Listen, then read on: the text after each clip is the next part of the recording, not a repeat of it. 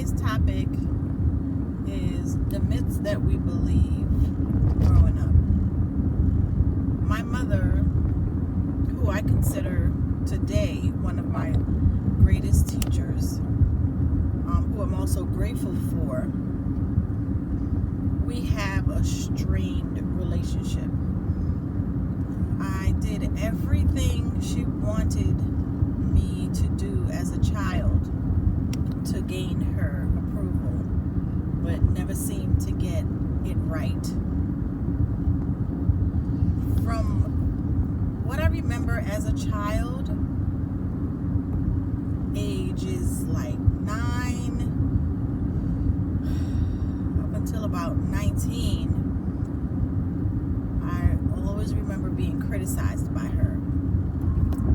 I was either too dark, my hair was too wiry, too short,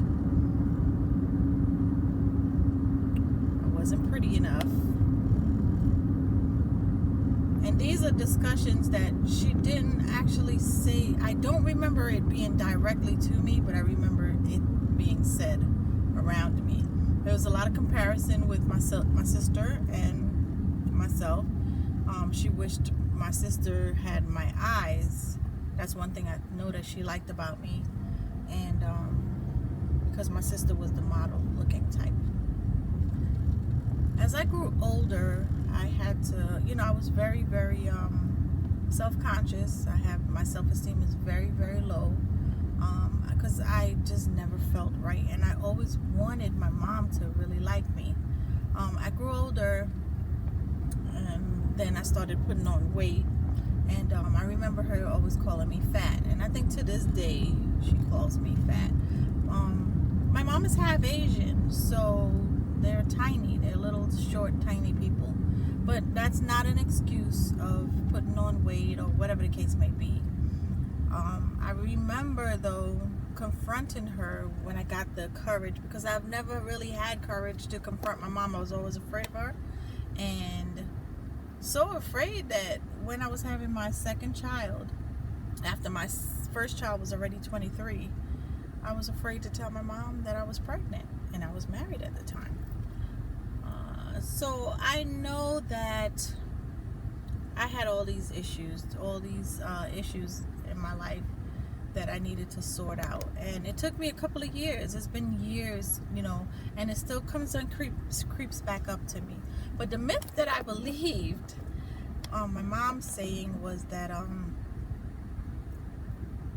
believed that she thought that I was not pretty enough. And then she told me, when I confronted her, that when a mother loves her children and wants them to do better, she insults them. That was like an aha moment for me. And I actually took that and ran with it. I rather believe that my mom only loved in the way that she knew how, just to make me feel better and to get better for myself. She loved the only way she knew how, and that was her way to love. I didn't see that from my grandmother, so I couldn't understand why my mother was the way she was. I did have a revelation my last trip to Trinidad, and something drastic may have happened to her in her childhood, and this caused her to be that way as well. So I don't blame her anymore. I used to believe in all the things that she said.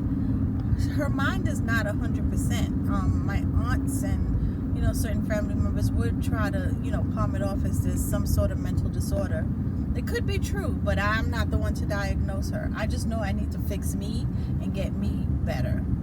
And so today, I do not believe that parents should criticize or insult their children to make them do better. But everybody's different. I will not do it to my children. I love my children.